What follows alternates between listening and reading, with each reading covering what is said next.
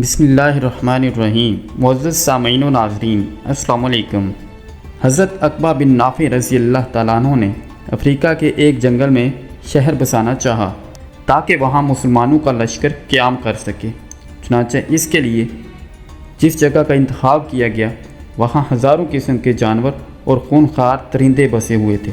حضرت عقبہ بن نافع رضی اللہ تعالیٰ عنہ نے اللہ سے دعا کی، پھر جنگل میں کھڑے ہو کر درندوں سے خطاب فرمایا کہ اے جنگل کے سانپوں اور درندوں، ہم رسول اللہ صلی اللہ علیہ وسلم کے صحابہ ہیں اور یہاں رہنا چاہتے ہیں، لہٰذا تم یہاں سے کسی اور جنگل میں چلے جاؤ۔ اس کے بعد جو بھی ہم کو یہاں ملے گا ہم اس کو قتل کر دیں گے۔ یہ سن کر جنگل کے جانور اور درندے اپنے اپنے بچوں کو لے کر جنگل سے نکلنے لگے اور دوسری جگہ منتقل ہو گئے۔ مسلمانوں کی اس ایمانی قوت کے حیرت انگیز کرشمہ نے لوگوں کو متحر کر دیا اور بربر قوم کے بہت سے قبائل نے اس دن ایمان قبول کیا۔